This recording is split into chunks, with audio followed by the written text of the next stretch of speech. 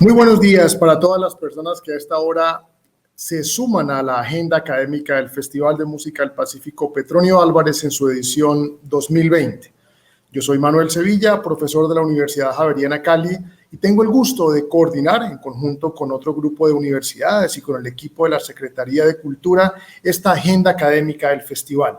Un espacio que hace ya 12 años se viene llevando a cabo como un espacio de reflexión, un espacio más sosegado, complementario a las músicas, a la comida, a las bebidas, a ese encuentro al que ya estamos acostumbrados. La semana pasada tuvimos Petronio en las universidades, 8 conversatorios en distintos campus de universidades de Cali y de Buenaventura, y ahora retomamos en que es la versión virtual del queridísimo Quilombo Pedagógico Germán Patiño Osa, que como muchos de ustedes saben, es el espacio de encuentro que tradicionalmente mantenemos en el marco del festival.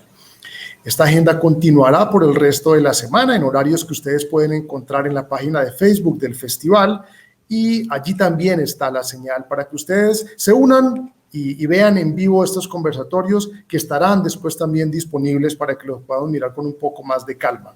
El panel de esta mañana inició con una discusión acerca de bebidas tradicionales y patrimonio, toda la discusión acerca del viche, que es esa bebida ancestral de las comunidades del Pacífico colombiano, en el marco además de la tercera cumbre vichera. Esto acaba de concluir hace unos minutos y damos paso al segundo panel en la mañana de hoy, titulado Mujeres narran su territorio desde la literatura.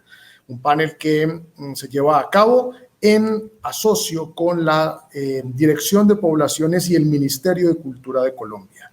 Doy la bienvenida entonces a la persona que tendrá a su cargo la moderación de este espacio, la profesora Nora Palacios de la Universidad Javeriana. Nora, muy buenos días. Nos gusta mucho estar aquí contigo en esta mañana. Buenos días, Manuel. ¿Cómo has estado? Gracias por la invitación. Buenos días a todos y a todas, bienvenidos a este espacio. Mi nombre es Nora Palacios, profesora de Javeriana Bogotá en Ciencia Política, y voy a dar la bienvenida a nuestras invitadas de hoy, a Lizeth Gómez de Buenaventura y a Belia Vidal. Buenos días, ¿cómo han estado? Buenos días, Nora, muchas gracias. Un saludo especial a todas las personas conectadas. Muy buenos días, Nora, y buenos días, Belia, y buenos días para todas las personas conectadas. Muchísimas gracias por la invitación. Con mucho gusto, gracias a ustedes por aceptar. Además, es muy emocionante ver mujeres que narran el territorio. Me gustaría que nos contaran quiénes son, ¿no? Comencemos por Belia Vidal. Cuéntenos un poco de usted, Belia. Usted narra el territorio del Chocó. Bueno, yo soy promotora de lectura, soy escritora, de formación soy comunicadora social periodista y actualmente curso un máster en promoción de la lectura y literatura infantil y juvenil, y recientemente obtuve el certificado de estudios afro-latinoamericanos, y soy directora de la Corporación Educativa y Cultural Moteti, ¿sí? Que lidera una serie de procesos alrededor de la promoción de la lectura, la fiesta de la lectura y la escritura del Chocó, que llegó este año a su tercera versión en Quibdó y Vallasolano, y bueno, me dedico a eso, estoy inmersa en el mundo de la lectura, en el mundo de la escritura. Acabo de tener el honor de ser la primera ganadora de la beca de publicación de autoras afrocolombianas del Ministerio de Cultura, y nada, eso es básicamente lo que hago. Bienvenida, Belia. Regresaremos muy pronto a profundizar sobre esta hoja de vida maravillosa. Lizeth Gómez, buenos días, ¿cómo ha estado? Bienvenida y cuéntenos quién es usted. Mi nombre pues es Lizeth Gómez, vivo en Buenaventura, me crié entre Buenaventura y Bogotá. Soy promotora de lectura desde hace aproximadamente 12 años, inicialmente para apoyar la labor que realizaba en zona rural con la difusión del saber ancestral en relación a la partería. Mi primera experiencia en comunidades fue trabajando con Azoparupa, culminando mis estudios de licenciatura en Ciencias Sociales, con diferentes diplomados y formación en temas que tienen relación con la promoción de la lectura. Empecé a escribir desde los 7 años, pero ahora hago el proceso con mayor seriedad después de la muerte de mi madre, como un proceso para sanar y para recuperar sus memorias y las memorias de mi familia, para mis hijos, soy mamá de 4 hijos. Y bueno, inmersa también en el mundo de la lectura desde hace ya mucho tiempo, y esta ha sido mi herramienta vital de vida. A propósito de eso, me causa gracia porque cuando yo era pequeña yo creía que uno como lector podía trabajar. A mí me gustaba leer y yo le decía a mi mamá, no, es que yo, ¿qué vas a hacer cuando seas grande? Lectora. Uno no puede ser lector, pero uno puede ser promotor. Si es que sí, eso soy yo.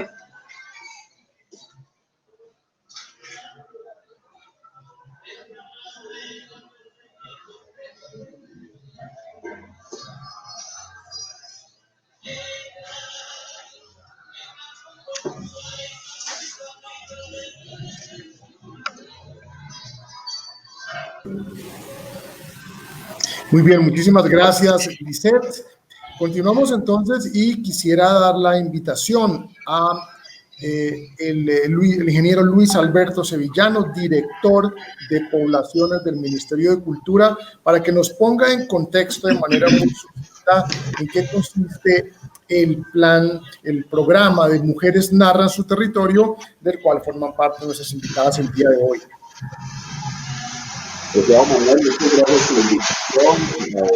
También muchas gracias por estar aquí a Lisette, a Belia, mujeres fantásticas que además narran constantemente, y por supuesto, qué felicidad estar de nuevo en el Festival Petronio Álvarez, un festival que no solamente está en mi corazón, en mi ADN, sino que la construcción de esta agenda académica la hemos visto crecer durante tantos años y hoy es realmente significativa para el país.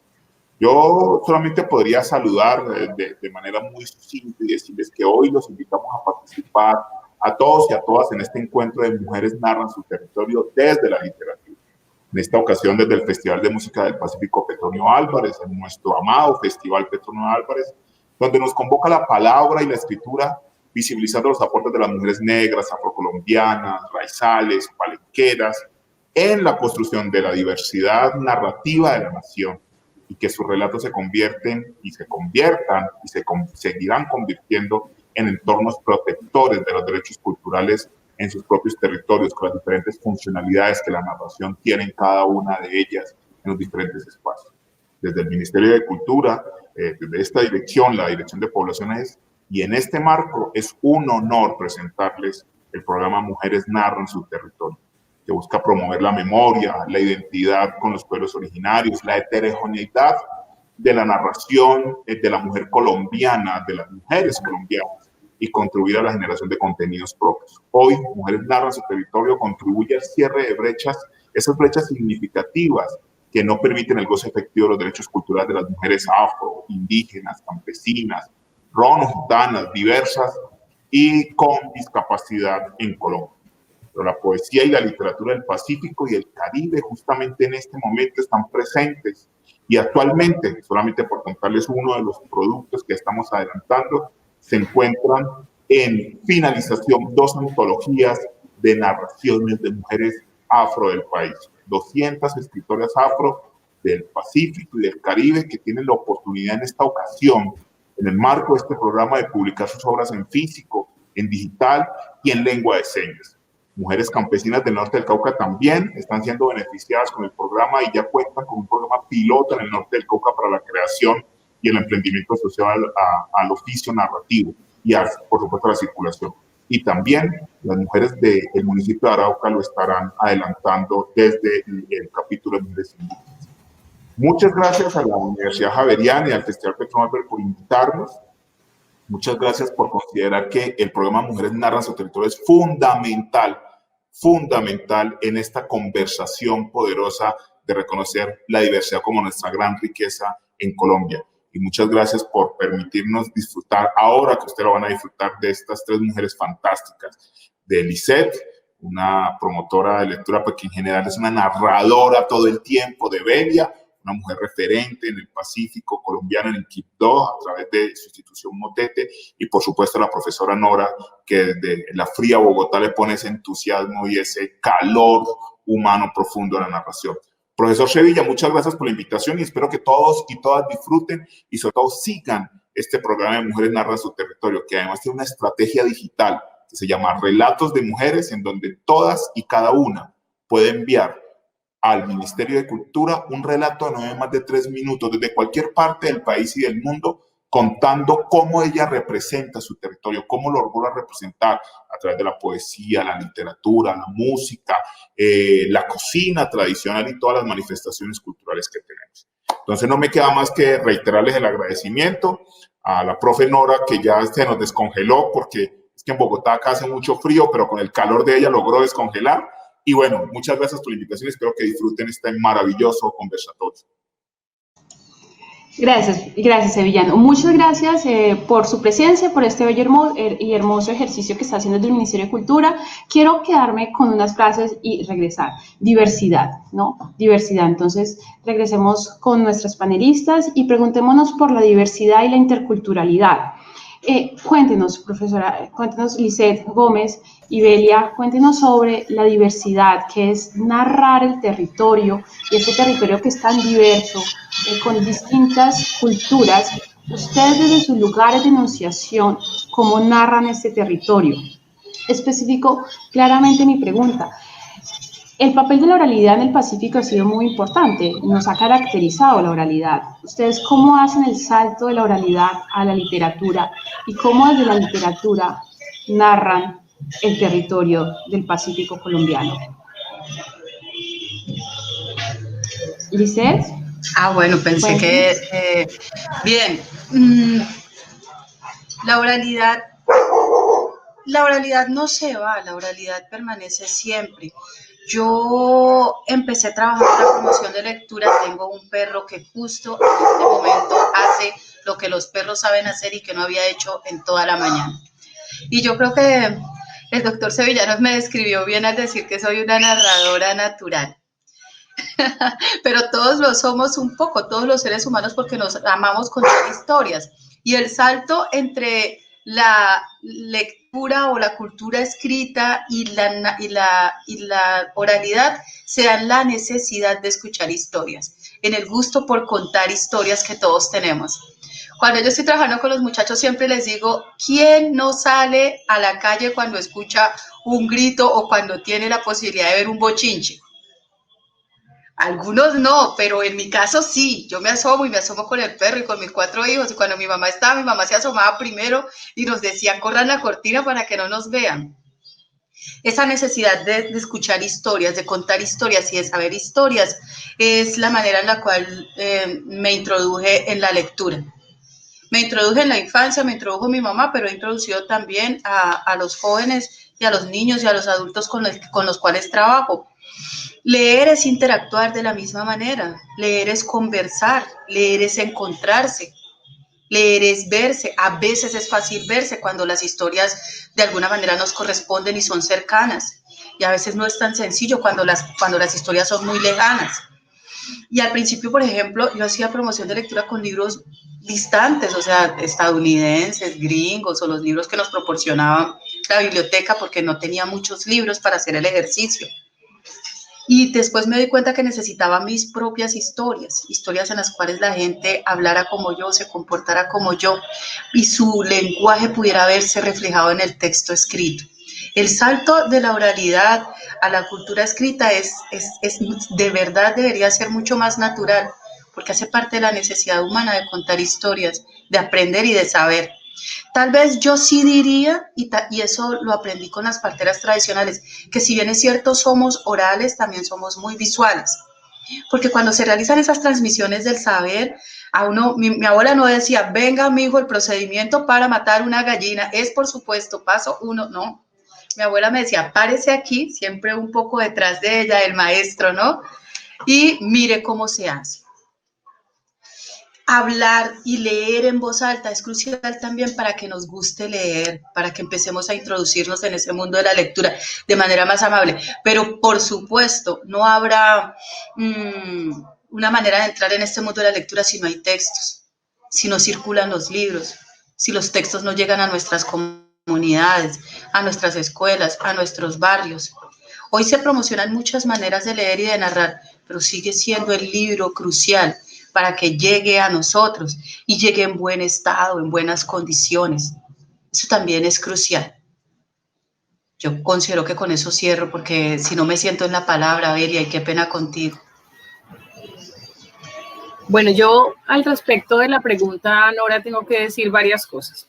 Una es que ha habido una ruptura muy fuerte al hablar de lectura y al hablar de escritura entre lo oral y lo escrito.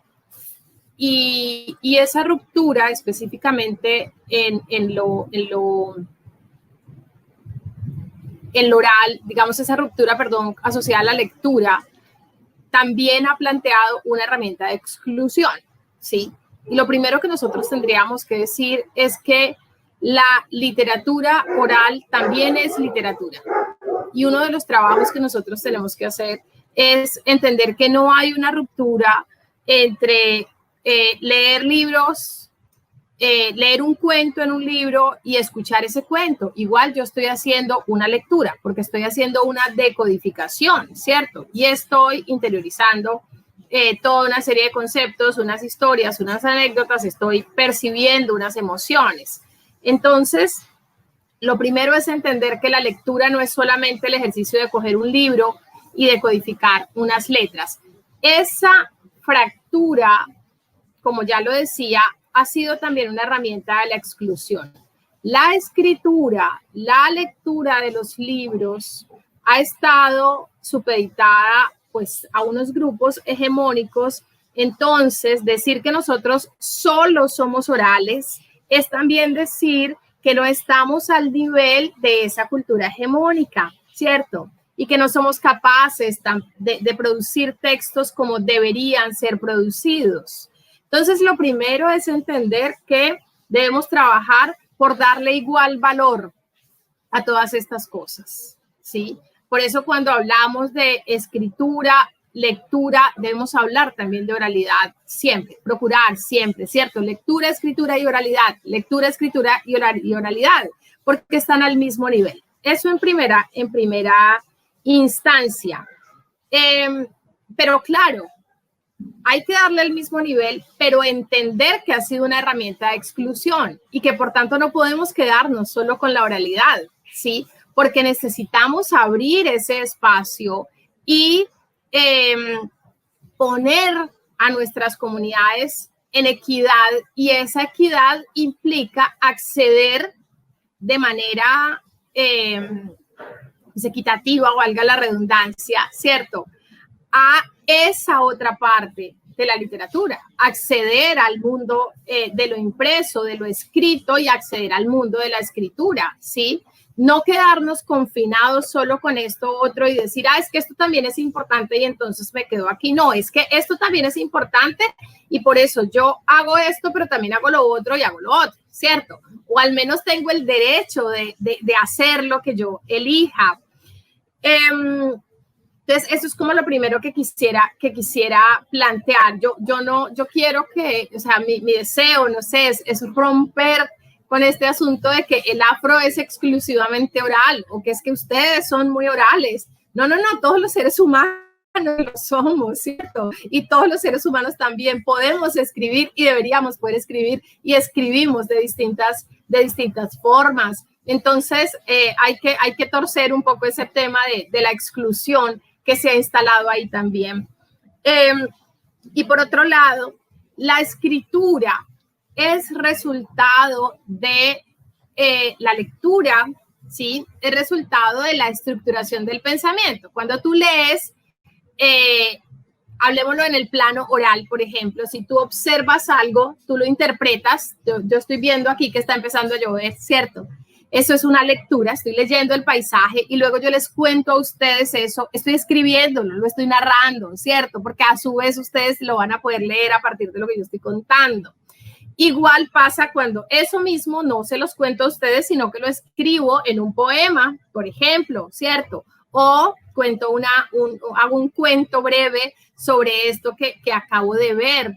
En la medida que yo leo, entendiendo la lectura como comprensión, que eso es fundamental, no solamente como decodificación, pues lo que debería pasar es que yo escriba, no necesariamente literatura, pero sí que escriba para narrar esa interpretación del mundo que yo estoy teniendo. Entonces yo creo que el salto es una cosa bastante natural, pero producto de profundizar en el ejercicio de lectura. Ahora, yo creo que este concepto, y ya podremos hablar un poco más de eso, de qué narrar y como de la responsabilidad de narrar el territorio y narrar la diversidad, pues también tiene otra serie de aristas que seguro iremos hacia allá, porque yo no creo en que tengamos la obligación de narrar una cosa u otra específicamente.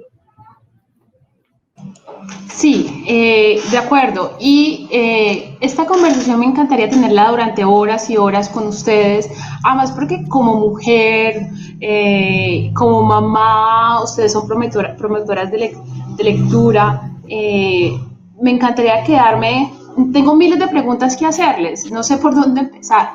Comencemos por qué las llevó a ustedes a, cuál fue esa primera lectura de infancia que las motivó y les dijo, yo quiero escribir. ¿Cuál fue ese primer libro que las enamoró de las letras y que las acercó?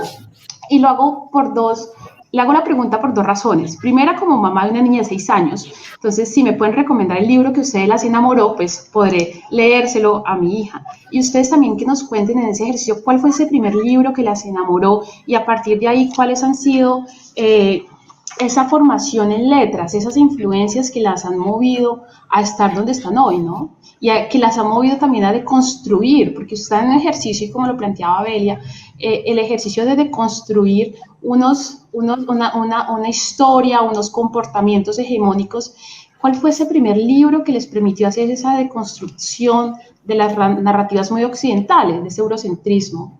¿Cuál fue ese primer libro que las enamoró y que Lisette, por ejemplo, se lo ha leído a sus 4 hijos y que yo podría hacer lo mismo, leérselo a mi hija de 6 años?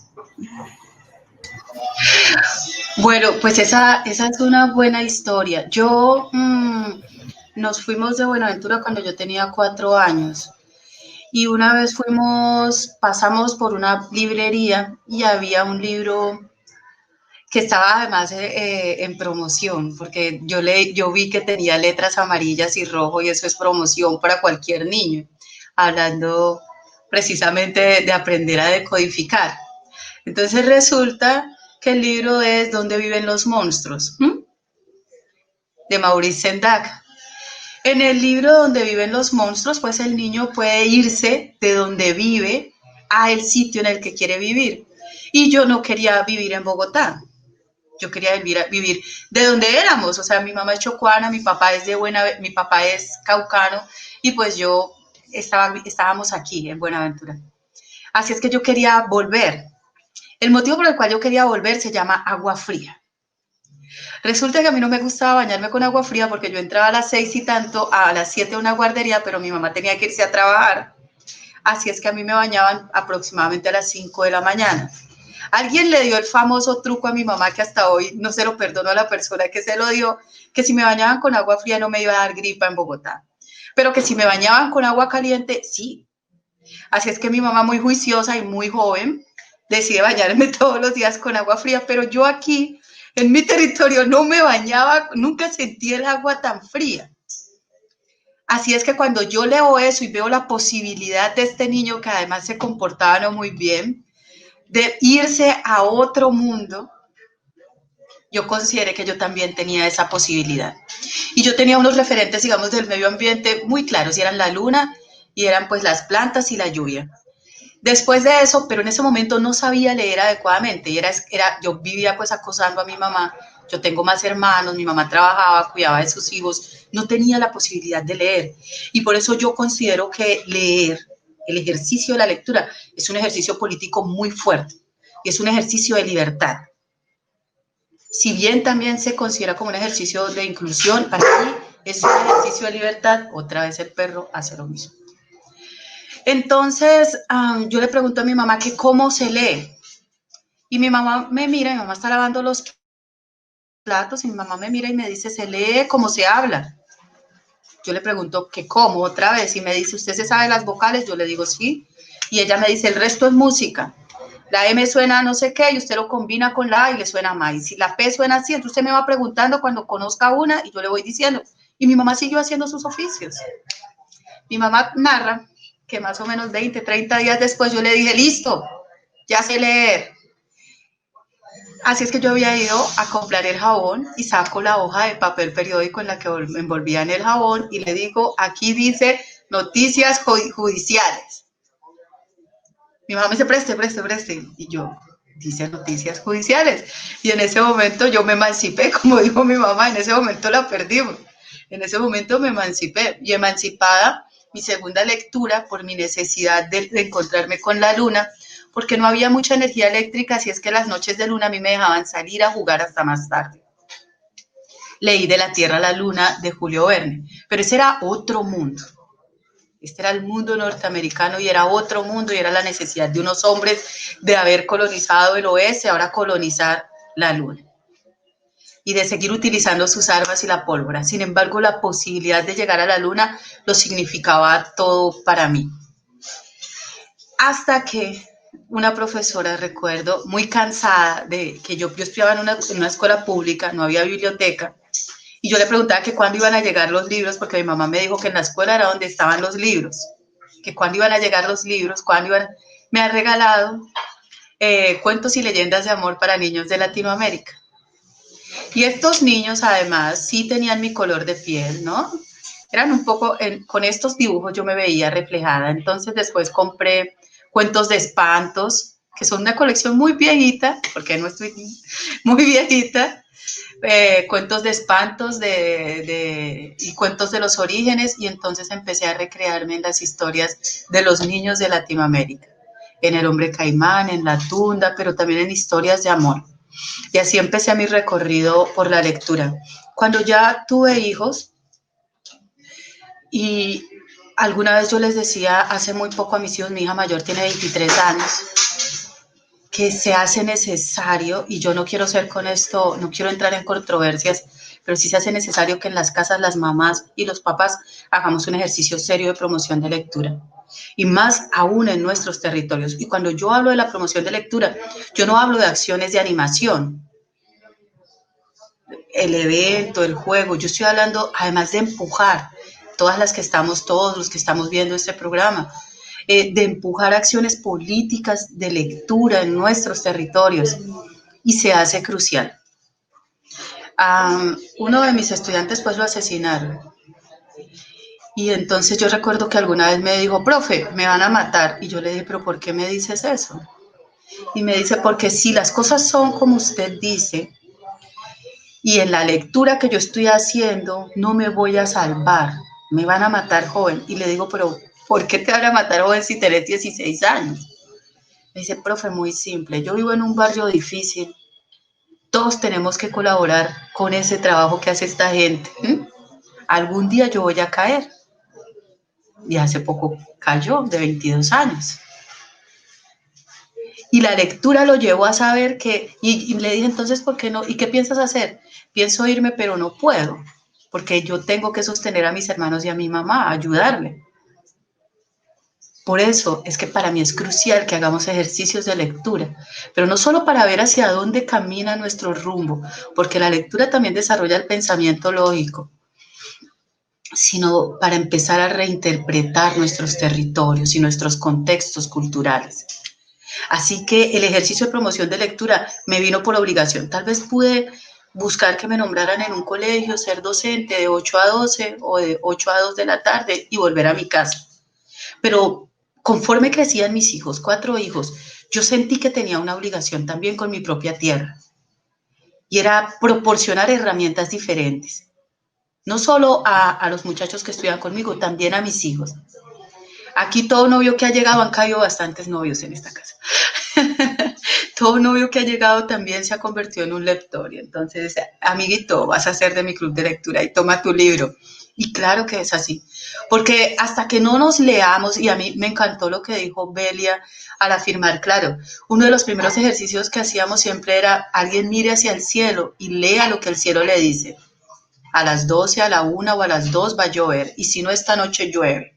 Es decir, que usted sabe a qué hora debe entrar la ropa y por eso la mamá le dice, van a ser las 3 de la tarde, entre la ropa, porque hizo una lectura. Ahora ampliemos ese espectro de lecturas, no solo nuestra relación profunda con el clima y con el territorio y con las plantas y con todo el medio ambiente. No, ya no deberíamos decir más medio ambiente.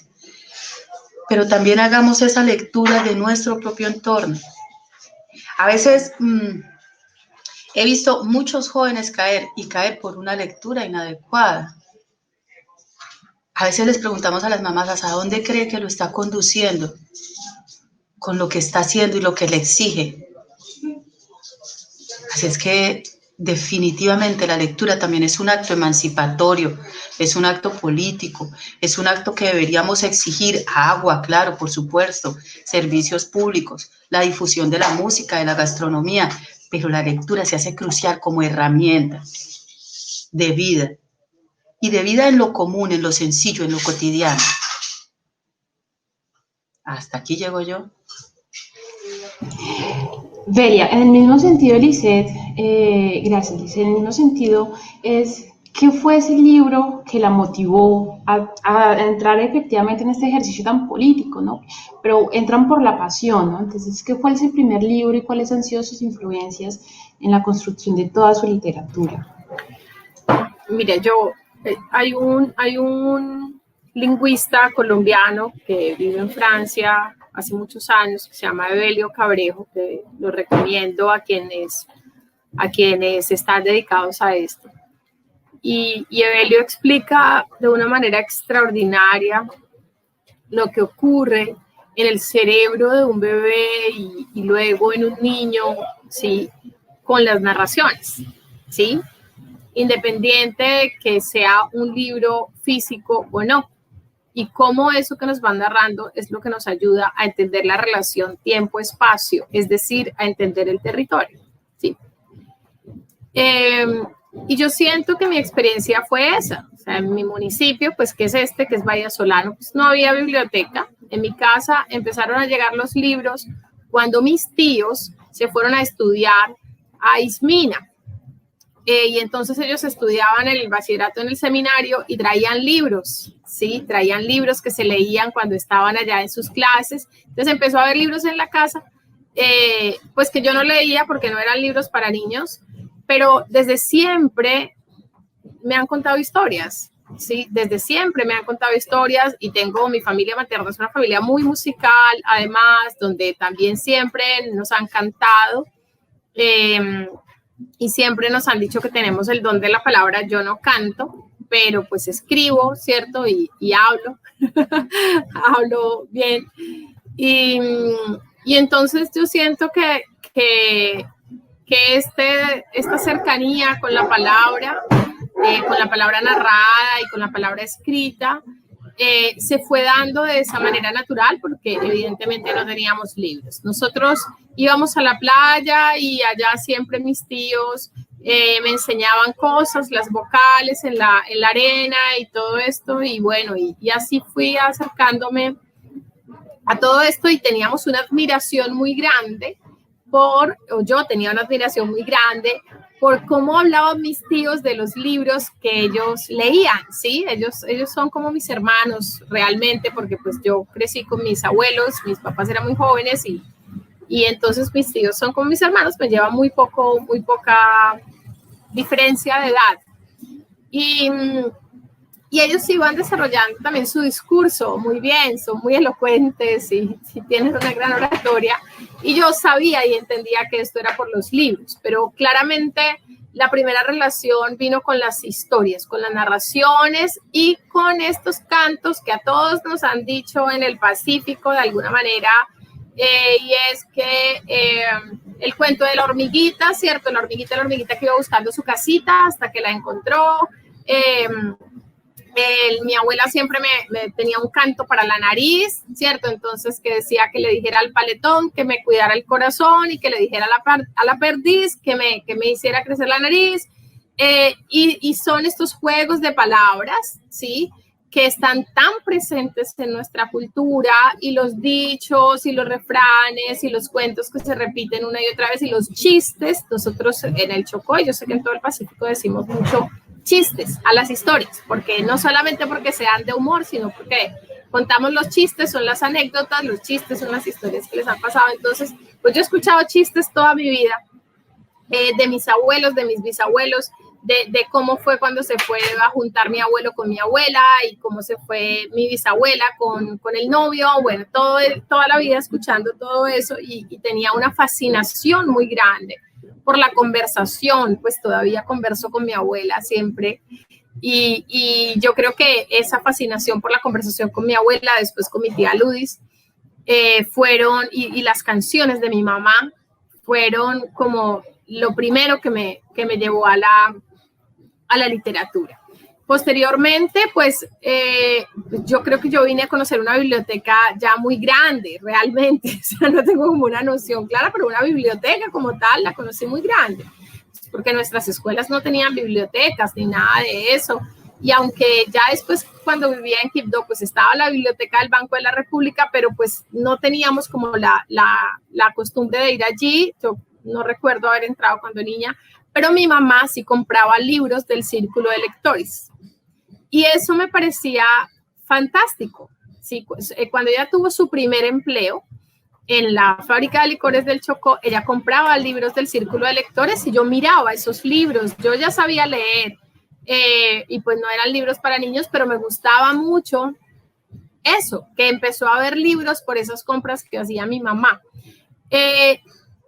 Yo recuerdo un libro de fábulas que me regaló mi papá, pues que fue como una primera lectura autónoma, y ya después en el colegio, ya en Cali, pues sí empecé, también leí De la Tierra a la Luna, y leía las historias que venían en los libros de español, los libros de texto, pues yo me las leía absolutamente todas. Así uno no agotara el libro de texto durante el año, pero todo lo que venía, lo de Rafael Pombo, venían cosas de José Asunción Silva, todos los poemas que venían ahí, los camellos, bueno, todo lo que venía en los libros de español, pues era como el primer acceso también a la literatura.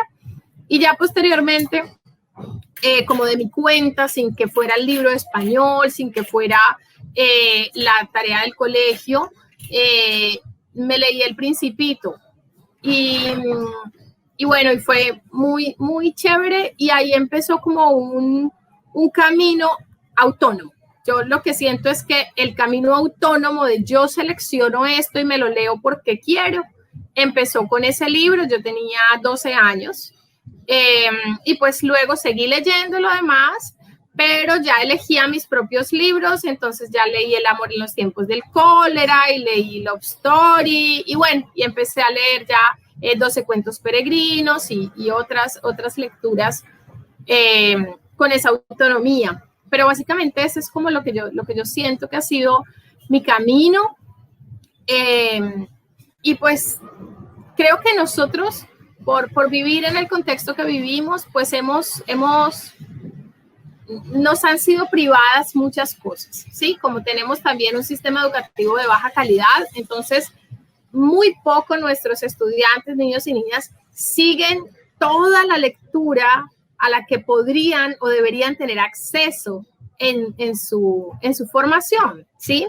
Entonces yo siempre me siento con un poco de pendientes, ¿sí? Siento que me falta leer otros clásicos, que me falta leer otros autores, que me falta leer. Ahora he ido quitándome un poco del peso, porque pues digo, bueno, esto es lo que me tocó, y poco a poco voy haciendo mi propio camino lector, con lo que elija, ¿cierto? Y con lo que disfrute, pues aparte de todo lo que me toca por mi estudio y por mi trabajo, pero sí siento que bueno, que muchas cosas no tenemos acceso a ellas, y que poco a poco vamos construyendo nuestro propio camino lector, y un poco ese es el mío. Me gustan las novelas, me gusta mucho Tomás González, me gusta Pilar Quintana, mucho Tomás González realmente, y pues claro, ahora ha sido muy interesante, pues ya como en el trabajo de investigación, en el trabajo pedagógico, pues todo lo que hago de recolectar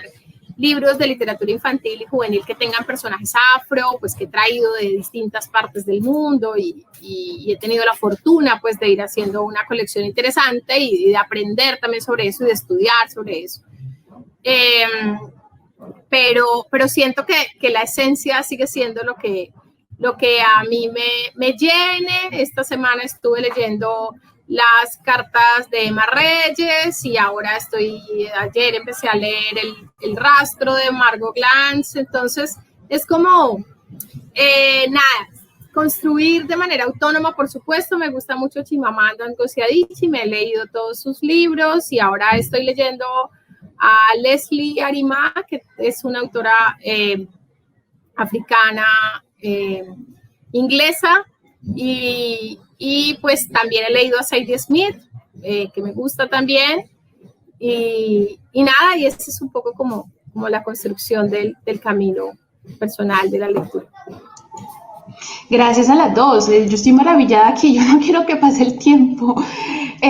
En la construcción del Estado-Nación colombiano, ¿no? Entonces, una constante en los relatos que ustedes nos hacen en esta conversación, la falta de bibliotecas. La falta de bibliotecas, cómo acceden a la lectura, y ustedes desde sus lugares, ante esa ausencia de textos, cómo intentan llenar esos vacíos, ¿no? Y que estos no se reproduzcan. Entonces, esta construcción del Estado-Nación colombiano siempre se ha narrado desde Bogotá. El centro ha sido narrado desde Bogotá, Medellín y Cali, pues tenemos a Caicedo que nos narra todo el Pacífico como si Cali fuera todo el Pacífico, que son errores de la construcción de la nación. La Constitución del 91 se tomó 200 años en pensar y darse cuenta que éramos multipluri. 200 años solamente les tomó, a otros tomó 500 años. Pero en ese ejercicio de construir ese centro hegemónico que ha sido Bogotá, me gustaría que ustedes nos narraran desde sus textos, que ustedes nos leyeran sus obras, 5 minutos, y nos leen y nos narran estos textos desde sus lugares para que hagamos ese ejercicio de construir esa narración tan hegemónica y tan del centro. ¿Les parece? ¿Quién quiere empezar? Y que tengan su texto más cercano. Bueno, pues yo acabo de publicar este libro con Laguna Libros, que se llama Aguas de Estuario, que es un epistolario, y como les decía pues al principio, con este libro tuve la fortuna de ganarme la beca de publicación de autoras afrocolombianas, negras, raizales y palenqueras, pues que el año pasado se declaró desierto y que fue entregado por primera vez este año. El lanzamiento oficial del libro es este miércoles. Me siento muy, muy agradecida con el Ministerio de Cultura por implementar este tipo de acciones, que son acciones afirmativas muy importantes para cerrar esa brecha que tú dices, justamente para alivianar esa tensión entre el centro y la periferia. No pasa solo con la población afro. Los estudios que se han hecho sobre publicación en Colombia, y se hace un análisis del ISBN, que es el registro oficial de los libros, pues esto está concentradísimo en Bogotá. Hay una pequeña fracción en Medellín, pues menor, pero muy superior al resto del país. Y la verdad es que incluso Cali está muy, muy por debajo, ¿sí? Porque la mayoría de las editoriales están en Bogotá. Hay un movimiento fuerte de editoriales independientes en Medellín, y pues en Cali hay, pero mucho menos. Entonces, pues este tipo de acciones son fundamentales para eso. Yo les voy a leer, el libro está disponible, lo pueden comprar en la diligencialibros.com, pero además ya está en la mayoría de las librerías del país, ¿no? Y como les decía, este miércoles con Pilar Quintana, a quien agradezco mucho, pues tendremos el lanzamiento oficial. Yo voy a leer solo la primera carta, no alcanza a ser 5 minutos, pero me parece que es pertinente porque ya no tenemos tampoco mucho tiempo. De pronto, si alcanza, leo la segunda, y la primera carta dice así. Bueno, es una publicación con Laguna Libros, que es mi editorial, que es una editorial independiente extraordinaria de Bogotá, pero que está muy interesada también en que no solamente salgan cosas del centro del país. Medellín, mayo 25, 2015. Ya sabes, soy justamente como el Pacífico. Tengo esa manía de estar en calma y de repente armar unas olas grandes y fuertes que golpean y cambian al final el paisaje. Cosas que le pasan a la gente, los giros de la luna o simplemente la vida, me han hecho tomar una decisión que a muchos les parece extraña, pero para nosotros es casi obvia. Y quiero contártelo anticipadamente. A partir de la primera semana de julio, mi marido, mis gatas y yo ya no viviremos más en Medellín. Seremos habitantes de Vallasolano. Nos vamos a vivir el sueño mientras lo hacemos. Me gustaría contarte todo esto personalmente, poder ver tu rostro mientras te hablo y que vieras el mío. Disfruto mucho escribirte, pero mirarte mientras te hablo es como leerte 2 veces. Te contaré un poco más. Hace un par de años decidimos que íbamos a volver y el año pasado hicimos un plan a 5 años. Veníamos trabajando en ese plan. Mi trabajo estaba muy bien y decidimos además que mi marido buscaría un empleo mientras seguía trabajando con el pescado que traíamos de Vallasolano. A mi marido no le salió ningún trabajo y yo empecé a aburrirme en el mío. Luego pasó que a la mamá de Juana le detectaron cáncer en etapa avanzada, que Luis Miguel tuvo ese infarto y yo me tomé eso como muy en serio y dije, no puedo estar donde esté aburrida. Hay que hacer cosas todos los días para estar felices y tranquilos a la hora de partir, con lo que sea que nos dé tranquilidad. Entonces decidí renunciar y lo que seguía era buscar algo que me hiciera más feliz o me diera tranquilidad, porque con el tiempo he ido descubriendo que la felicidad es eso, poder sentirme tranquila, librarme de los pendientes en la vida, incluso de los sueños aplazados. A todo esto, lo sabes bien, se suma la insistencia de la endocrinóloga de bajarle al estrés para ver si eso favorece mi tratamiento de la enfermedad de Graves. Mi marido me insinuó que no teníamos que esperar 5 años para irnos, podíamos ir construyendo todo mientras lo vivíamos y que las cosas básicas debían resolverse allá o acá. La ventaja sería que allá tendríamos el mar para calmarnos cada vez que las cosas se pusieran difíciles. Nos pusimos a hacer cuentas, a consultar cosas de nuestras obligaciones y todo empezó a fluir. Eso nos pareció una buena señal, así que decidimos irnos. Tenemos unos recursos para resolver las cosas de un par de meses y estamos ahora evaluando distintos negocios para invertir y ponernos a trabajar. Básicamente, el sueño ha contenido siempre. Vivir simple, estar cerca al mar, volver a estar cerca de mi abuela. Ese es mío, pero mi marido me apoya porque sabe cuánto me importa. Hacer una casa autosostenible, seguir consolidando la familia que tenemos, tener tiempo para leer y escribir, servir a nuestros vecinos. Hay muchas formas de servir. Tener una fuente de ingresos sólida que nos permita financiar esta vida con todo lo que incluye, como viajar siempre que sea necesario. Ahora puedes concluir las razones del cambio, si es por aspiración, por deseo. Me gustaría que nos tomáramos un café antes de irme, por aquello de vernos y leer. Además, para darte un abrazo. Al fin y al cabo, uno no se cambia de ciudad tan seguido, y menos después de 15 años viviendo en el mismo lugar. Besos. Ven. Esa es la primera carta de Aguas de Estuario. Gracias, Belia. Belia, es hermosa. Muchas gracias. Lice. Es muy linda. El problema es cómo lo adquiero. No vamos a hacer comercialización, pero cómo se adquieren los libros de las mujeres que escriben.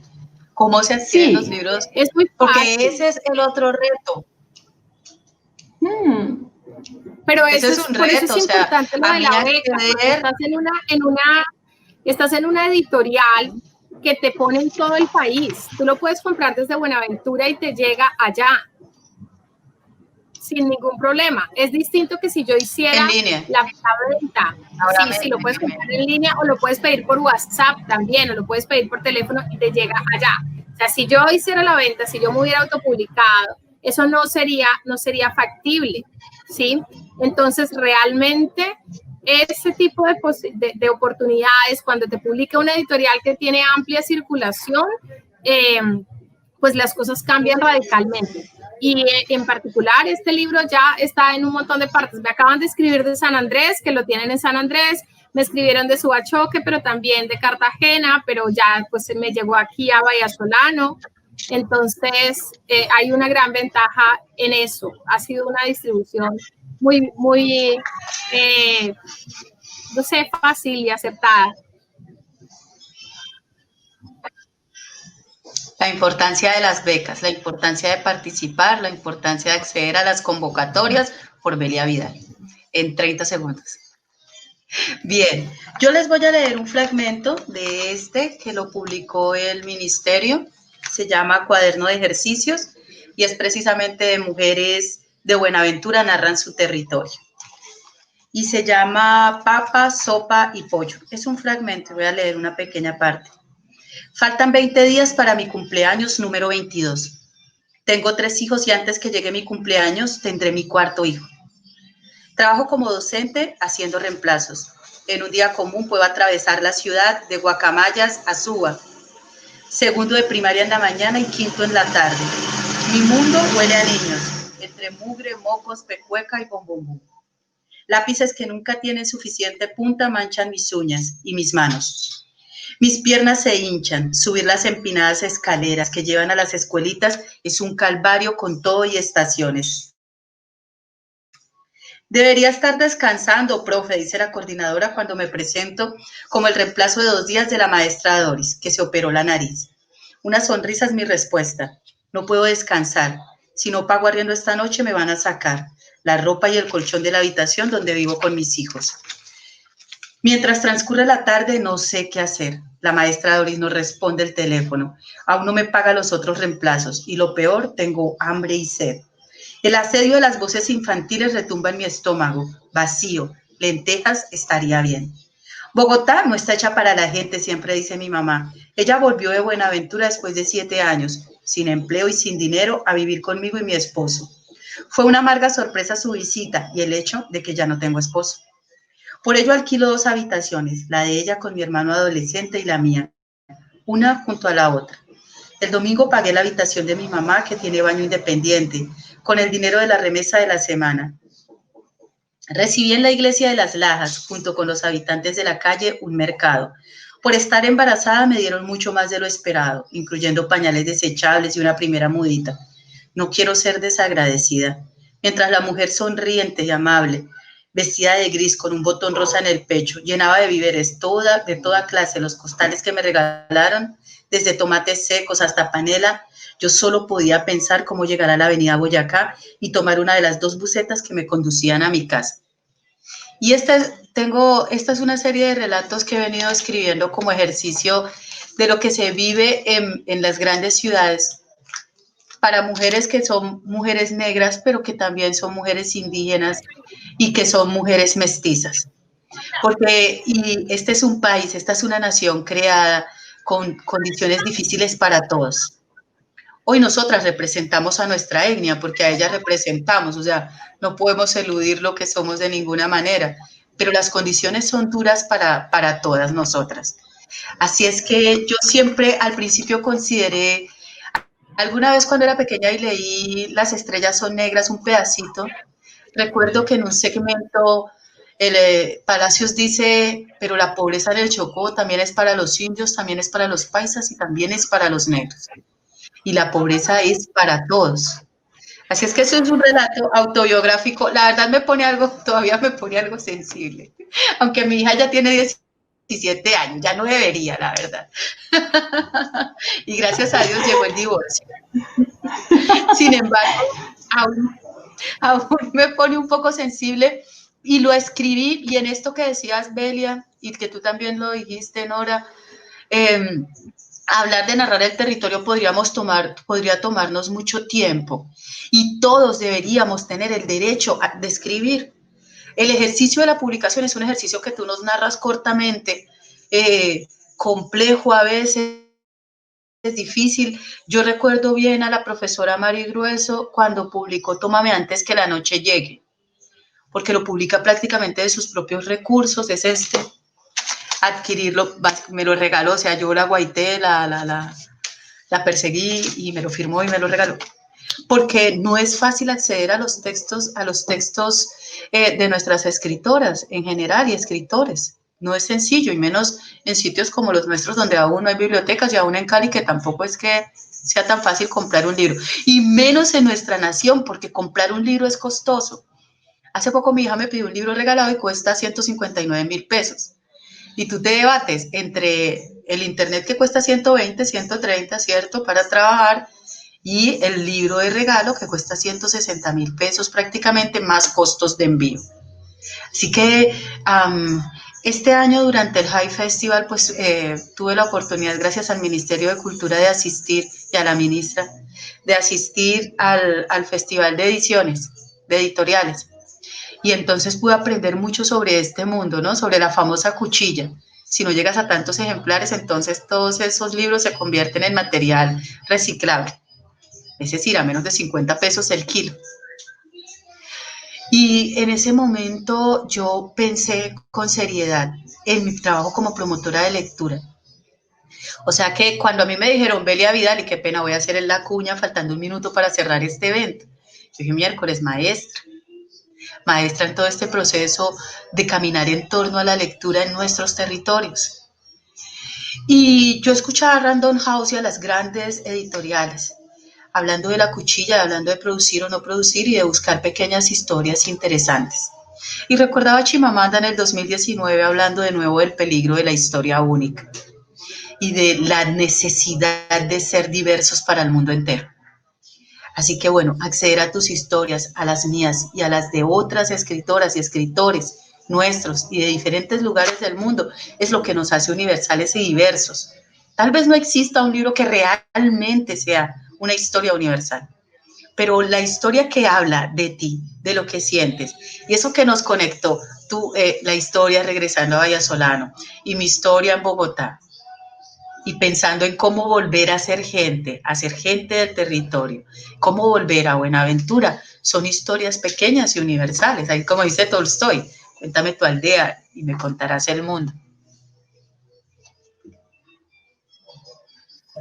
Gracias, Lisette. Me erizaba la piel mientras le escuchaba a la maestra Belia y a la maestra Lisette. Al inicio les iba a decir maestras, pero temí que me regañaran, porque me dijeron que no les dijera maestras. Sí, yo te hubiera dicho que no, a mí no me gusta que me digan maestra, a mí me gusta que me digan Belia, señora Belia, Bel.